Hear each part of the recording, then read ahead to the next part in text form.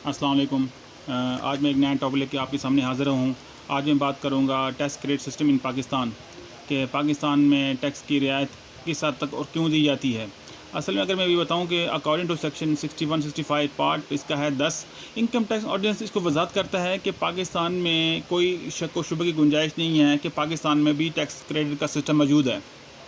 अब इसकी हम अगर मैं बात करूं इसकी हेडिंग्स में हम किस तरह बनाएंगे, तो पहले सब पे हम अकॉर्डिंग टू सेक्शन अगर मैं बात करूं तो 61 सेक्शन कहता है चैरिटेबल डोनेशन, यानी कि कोई भी ऐसी इदारा या कोई ऐसी ऑर्गेनाइजेशन जो अवाम नास से चंदा वसूल करती हो और वो ख़र्च करती हो लोगों की वेलफेयर के लिए, यानी कि उसकी फ़लाह बहबूद में उसमें तमाम लोग शामिल हैं, यतीम लोग शामिल हैं उसमें। ये चैरिटेबल हॉस्पिटल की भी हो सकती है, स्कूल कॉलेज यूनिवर्सिटी की भी हो सकती है। इसी तरह गवर्नमेंट ने इन इदारों को, इस तरह के इदारों को टैक्स में रियायत दी है, और ये रियायत मैक्सिमम 10 से 20% भी हो सकती है, या अकॉर्डिंग टू जो भी टाइम टू टाइम गवर्नमेंट की अगर पॉलिसी आती है तो उस हिसाब से भी इसकी टैक्स में इनको रियायत मिल सकती है। Tax credit for investment in share in insurance.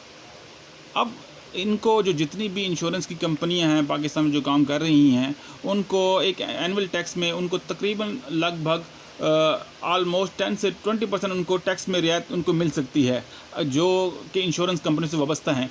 हाँ, अगर कोई किसी शख्स ने इंश्योरेंस उसको मेच्योर होगी उसकी उस साल उस आदमी की उस एनुअल टैक्स पर उसकी डिडक्शन की जाएगी।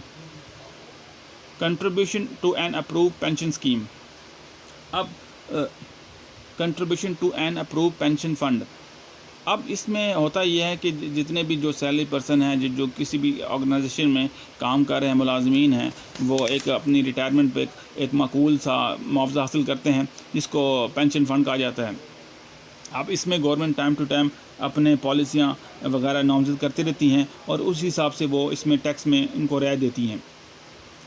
अगर मैं बात करूं तो गवर्नमेंट की 2005 के असूल और ज़वाबित के तहत इनको किसी भी साल जो सर्वेंट रिटायर हुआ है तो उसमें उस साल उसको उसके एनुअल टैक्स में 20% रियायत दी जाएगी। नंबर 4 है जी tax credit for employment generation by manufacturers. अब पाकिस्तान में जो 2015 से 30 जुलाई 2018 तक जो भी कंपनियां नई बनी हैं, वो ख़ासकर वो मैन्युफैक्चरिंग का काम करती हैं, तो उनको उस साल टैक्स में भी रियायत मिलेगी। अब यहाँ एक बात काबिल ज़िक्र है कि एम्प्लॉय ओल्ड एज बेनिफिट या सोशल इंस्टीट्यूशन में अगर तकरीबन कोई अगर उनके 50 या 50 से ऊपर वर्कर काम कर रहे हैं तो उनको भी उसी हिसाब से उस रेशो से 10% तक टैक्स में रियायत मिल सकती है। अब मैं बात करता हूँ tax credit for person employing fresh graduates, जिन लोगों ने नया ग्रेजुएशन की डिग्री हासिल की है। स्पेसिफिकली यहाँ मेंशन है जिन लोगों ने, वो लोग जो 2017 या 17 से ऑनवर्ड हैं, वो अपने उस पहली जो इनकम है उनकी 1 साल की, उस पर वो 5% तक टैक्स में उनको रियायत मिल सकती है। लेकिन ये एक यहाँ चीज़ काबिल ज़िक्र है कि एक कंपनी के अंदर 15% से ज़्यादा एम्प्लॉइज़ नहीं होने चाहिए, यानी कि अगर उस कंपनी के अगर 50 वर्कर हैं तो उसको तकसीम किया जाएगा परसेंट पे कि 15% तक ही रियायत मिलेगी उन लोगों को। अब दूसरी जनरल हम देखते हैं टैक्स क्रेडिट फॉर इन्वेस्टमेंट।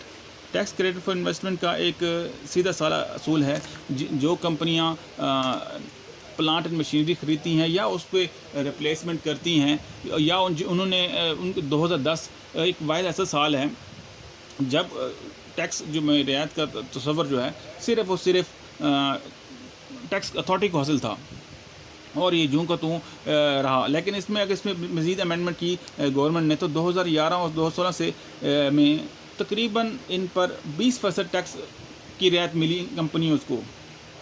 अब इसी तरह 2019 में कंपनीज़ को तकरीबन कोई 5% रियायत मिली, और 2020 से 22 तक जो अब करंट है, इनमें इनको तकरीबन कोई 10% तक रियायत हासिल है इन लोगों को। अब मैं बात करता हूँ टैक्स क्रेडिट फॉर इनलिस्टमेंट। जितनी भी कंपनियां स्टॉक एक्सचेंज से रजिस्टर हैं और वो टैक्स बकायदे अदा कर रही हैं, तो उनको एनुअल तकरीबन 20% उनको टैक्स में रियायत मिल सकती है।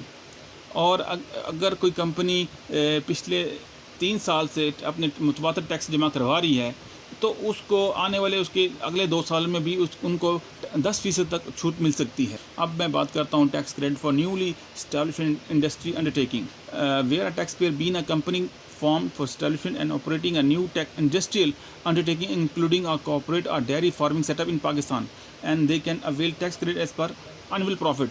جو پاکستان میں ڈیری فارمنگ سے وابستہ کمپنیاں ہیں وہ بھی ٹیکس کریڈٹ میں سہولت سے فائدہ اٹھا سکتی ہیں، بس بشرط یہ ہے کہ کمشنر بھی کمشنر کو ایز پر رپورٹ ملی ہو ان کے امپلائر سے، تو یہ ہے، یا امپلائر نے کمشنر کو کہا ہے کہ ہمیں اس کمپنی کے متعلق تمام اخراجات کی ہمیں تفصیل مل چکی ہے اور ہم ان کو ٹیکس میں ان کو رعایت دے سکتے ہیں۔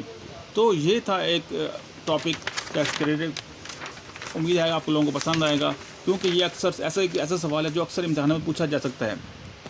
تو اگر کوئی اس کے متعلق اگر کوئی کنفیوژن ہو کسی کو تو وہ مجھ سے کمنٹ میں پوچھ سکتے ہیں۔